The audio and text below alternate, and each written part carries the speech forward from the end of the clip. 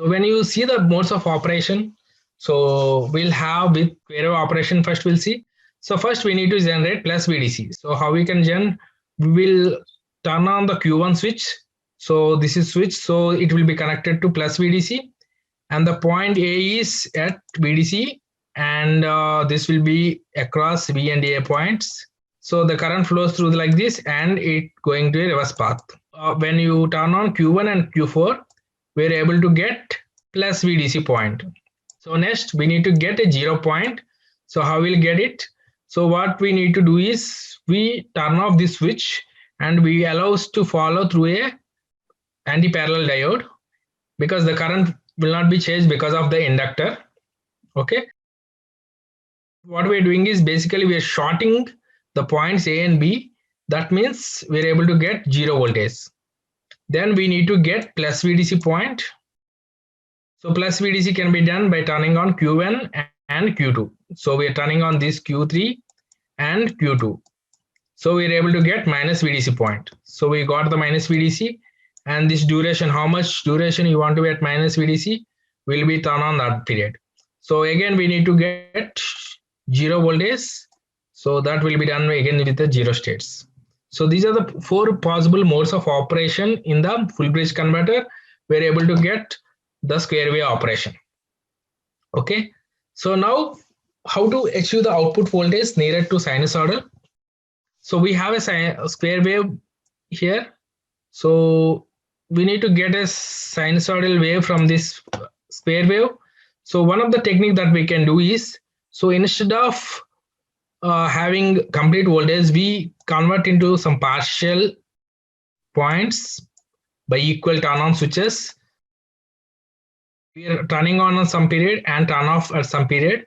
So we are able to get some kind of waveform which is sinusoidal, but it's not, it will be always sinusoidal, but it's not sinusoidal. So what are the method that we use is, we are varying the pulse aligned to the sinusoidal. So this point will be reaching to the sinusoidal point. So here the value of amplitude is less, so the width of the pulse is less. So here the value of sine wave is more, so the width of the pulse is more. So this technique, what we call is pulse width modulation. This is pulse width modulation, we generally call as a PWM. So this is the method we are adopting. So instead of sinusoidal here, whatever the square wave we are operating at this point, so what we do, we is based on our sinusoidal signal, we are able to turn and off of these periods, so that we are able to get pure sinusoidal wave. Okay. So how we can do is, so we have a sine wave here, what we call as a modulating wave, and we use a carrier wave, triangle wave, and we compare both the things to get the required pulses for the full bridge rectifier or any inverter. So here we need to understand that the 2 terms, one is amplitude modulation index and the frequency modulation index. The amplitude modulation index is defined as the ratio of the amplitude of the modulation signal, that is the sinusoidal signal, and the amplitude of the carrier signal. And the frequency modulation index is the ratio of the frequency of the carrier signal and the frequency of modulation signals. So generally what we do is, for the carrier signals, we keep the amplitude as well as the frequency constant. So these points, these two are constant values. So what we do is we vary voltage and frequency. Suppose you want to adjust the V0, like output voltage, you need to vary. So just make the signals by changing MA. You can see here the MA is increasing in these directions. So by changing MA, you can able to get the output voltage, different levels of the output voltage. And if you want to change the frequency here, we can able to change the output frequency. That's what we got, the variable voltage and frequency, the signal based on this pulse width modulation scheme. So how we generate pulses? So we compare this logic. So when the amplitude of the sinusoidal is greater than the carrier wave, we are able to turn on the corresponding switch. Okay, so we're going to discuss the brief in different types of pulse width modulation schemes in the literature. That's our bipolar and unipolar. So here the name itself, it says a bipolar. So it will be able to generate two types of waves, that is plus VDC and minus VDC. So that's why we call it as bipolar modulation. Here what we do is we range the normalized modulation signal and the carrier wave between +1 to -1 here. And we use the same logic. When sinusoidal is greater than the carrier, we're able to get pulse. See here in this portion, the sinusoidal is greater than the carrier. So what we are getting here is the positive VDC. If it is less than that, we're able to get negative VDC. So this is the logic we adopt. So in this, what we do is, in the bipolar, we make in terms of pairs. So the Q1 and Q4 are operated as a pairs, and Q2 and Q3 is operated as one pair. Okay. So we generate complete signal. Suppose if you want to get plus VDC, what we do is, when the sinusoidal wave is greater than the carrier wave, we will turn on Q1 and Q4. See, that means plus VDC will be applied across the load. So this will be on, otherwise we will be owning our other two signals. So this is the gate signal generation based on the modulation scheme. So this is bipolar. So what we can observe here, the voltage output varies from plus VDC to minus VDC.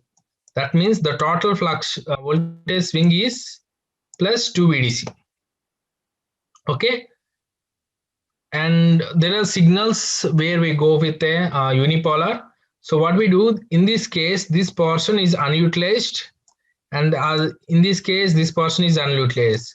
So what we do is, we use a signal with either 0 to +1 during one half cycle, and other negative half cycle we use from 0 to -1.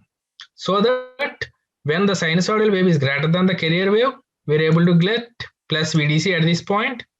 And here in this case, when this is greater than this one, so we're able to get minus VDC here. So what we see here, so voltage swing is from plus VDC to 0. So this is only plus VDC. Here from 0 to minus VDC, here also plus VDC. So overall voltage swing is plus VDC. So in bipolar, the voltage VDC is 2 VDC, there will be stress on the switches. So from compared to stress, unipolar is good. And also you can see here, the waveform is more sinusoidal compared to the unipolar. So this is the gating logic. So where in this case, we use this as one switch, we are operating this switch, and this will be complementary. That means this switch will be given with a positive pulse, automatically this will be given negative pulse. Suppose if it is given with a positive pulse, this will be automatically given with a negative pulse. That means when the Q1 is on, Q2 is off. When Q2 is on, Q1 is off. Similarly, Q3 is on, Q4 is off. These are complementary switches, so which can be implemented with a NOT gate. So this is the gate signal generation with a unipolar modulation scheme. Okay. So when you compare this one, you can see the output waveforms. So already discussed, this is the voltage swing is 2 VDC and this is plus VDC. You can see here there is a more sinusoidal wave. That means compared to bipolar, unipolar has power quality, like it's more closer to sinusoidal. Okay, this will be discussed with a simple demo model now. And there are other things that we go with a harmonic spectrum. When you go with unipolar modulations, we can eliminate the sum of the switching components at MF values. So you can see here there is no components here with MF and 3MF. Only it will be in the even points, 2MF and 4MF. Here if you see in the bipolar modulation, it will be at every multiples of MF. So MF, 2MF, 3MF, 4MF. Similarly, it will be like that. So the spectrum is improved here, harmonic spectrum. So unipolar modulation is better for this application, especially for the grid connected systems. So we will do some kind of comparison studies with the bipolar and unipolar switching for single phase bridge converters.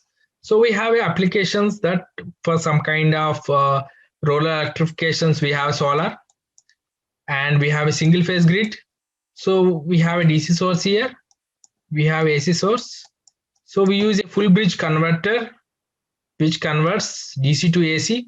Then we use a low pass filter to get somewhat near to sinusoidal to connect to grid. Okay, so what are the things that we can simulate using these circuits? So there are different softwares available in the market. So we can implement with MATLAB, PowerSim, FlexSim. So these are the most popular things we use for the power electronic simulations. And there are some other simulation used for power electronics, but it is a more of component level, and it's used to measure the electromagnetic transients. So these are the two softwares mostly for the electromagnetic transients. So the LT-Spice is like PSpice will be popular to derive any circuits like analog and digital circuits or normal components or gate drivers. These are the things that we can develop using LT-Spice. So these are the circuits that we have provided, and these are some of the system specifications. We need to have an input voltage of 400. We need to have a peak voltage of 320. We need to get output voltage of 50 Hz. So these are the different parameters that we use. Now I choose the Plex software to simulate this thing. So let's go into detail like how to implement these things in the Plex software. This is the complete block diagram of simulation model in the Plex software, where we have a DC source. I represent a solar panels with a plus VDC source here. So, and that voltage will be measured and given to the input through ADC converter, which will be the controller here. And the controller will generate the based on PWM pulses to the single phase bridge converter. This is the configuration which we already discussed, and this will be implemented here and will be connected to a low pass filter and the grid, and this is a load. So this is the circuit that we modeled in the Plex software. So when you do simulation here, so these are the output waveform of current at this point. Okay, we are interested in finding over this point because we don't want to pass anything RLC filter, because we want to study the performance of the modulation scheme here. So we are measuring the V output and V I naught here. So with the bipolar excitation, we can see here plus VDC and minus VDC, we have a 2 voltage swing, and there will be a lot of current ripple in the output voltage. So if we do the same analysis with the unipolar PWM, you can see here we have plus VDC to 0 point here and 0 and minus VDC to this point. So we are getting the same waveforms what we discussed compared to this one, and also the current ripple has been reduced. So we cannot identify or we can say that these are better quality compared to the existing one, but we can see analysis there are with some performance index, what we call as a total harmonic distortion. So this is the measurement of harmonic distortion present in any signal. There's a voltage and current. So we are calculating the voltage THD and current THD. What we are doing here, so in any signal we are subtracting the fundamental component and divided by the fundamental component. So that's what we are getting the VTHD, and similarly the current THD, we are extracting the fundamental component and divided by the fundamental component. So we are getting the current THD. So these are the measure or the performance index. We can determine the which scheme was good for a particular application or something. So here we can see voltage THD is 1.79. When you use a unipolar PWM, we are getting with a 0.879. When you see the current THD, it is 0.284, and when you use a unipolar, the current THD is reduced. That means the unipolar method is very good compared to a bipolar method. So these are the things that we can analyze the same thing using any simulation platforms, because some of the things we are not clear, so we will go with the simulations and to understand the each and everything and analyze the results. Okay, so finally when you pass this low pass filter, we can see that we are able to get the pure sinusoidal waves, because it's blocks the higher frequencies. What are the higher frequency components here? So this will be filtered out, and we are able to get the pure sinusoidal voltage and current, and we can connect to this point to the grid. So this was, we studied about only simulations. So once our simulations are done and we are familiar with whatever the control scheme was developed, and we need to develop for the hardware prototypes or the hardware systems. for the real-time applications. So we have a voltage source here, and we need to develop a full bridge converter and LC filter, and we use some kind of controller, the microcontroller. And this was the some kind of circuits that was developed for the single phase. You can see here, this is the 4 switches that we already discussed. There are called a power switches. They may be IGBTs or MOSFETs. There are some gate drivers connected to it to generate the turn on and turn off process and to give the required voltage for the gate circuits. So there are to generate what are the losses in the power circuit will be dissipated as a heat, and it will be captured by heat sink. And there will be a capacitor and inductor will be placed, and for the output filter. And there is a controller, that microcontroller, which based on the measurements, it will gives the PWM signals to the full bridge modules. So these are all can be done with a printed circuit board. First, we need to build the printed circuit boards. So how can we do the task? So there are different softwares available in the market. So we can do the PCB design. So they are basically forms with FR4 material. And the software that more popular for this application is Altium Designer. This is the most popular, and many of the industries are used. If the students are familiar with this PCB design, it will be grateful for them to get a jobs. The Multisim is the other one, is very popular. And there are some people are using Eagle and KiCad for the some academic purposes. If you see in any institute, you can find these 2 types. So there are different softwares are available to PCB development. So the students can look into these things, and there will be better opportunities for the, especially for the PCB designs. And there are some digital control platforms that, apart from the microcontroller, there will be a digital signal processing and field programmable gate array, and there will be combination of DSP and FPGA and the microcontroller and FPGA. There are different types of combinations based on the requirements for the measurements peripherals, and also the number of PWM pulses required for the particular applications. So these are the different manufacturers, especially the Texas Instrument is very good in developing a DSPs, and the microcontroller, there will be a combination of microcontroller or FPGA, there will be combination, and FPGA, Altera and Xilinx and Smart Fusion, these are the most popular FPGAs available in the market. So we can use, based on our application, we can go with a digital signal processing and FPGA or microcontroller based on different factors, availability, cost, and there are some other packaging issues. Okay, based on that, we need to develop the digital control process. So apart from this, there are new technologies are developed now. There are some industries based on the model base, like you can develop the simulation model in the MATLAB or anything directly we can convert into a controller platform. Because for the microcontroller FPGA, we need to understand the different types of codings. Like for the DSP, you need to understand the Code Composer Studio, and for FPGA, you should know the VHDL language, Verilog or VHDL languages. For everyone to, it will be difficult to learn the each language. So this will be designed based on the MATLAB, most of them MATLAB or PSCAD. So what we can do is we can use this as a controllers, and we can generate the pulses to the power converters. And apart from this, have a features that suppose you have a power circuit, you don't have a power circuit for a physical thing because you don't have money to purchase, or you don't want to test it experimentally, and you want to test only your control algorithm. In that case, this will be used. Suppose you can use a microcontroller here, and the full bridge what we discussed, we can implement this into this system into some FPGA. So we can use the power circuit in this and control circuit here, so that you can save the time for building any power module, and you can test the systems. So that's why you will be getting saving the time and the money. Okay, once your topology or the program is done, then you can go with a real-time prototyping. So these are the several different types like Plex, RTBox, DSpace, OpalRT, and Typhoon HAL, and RTDS. So these are the things that will provide a hardware in loop systems. So what we call here, this is a hardware in loop systems.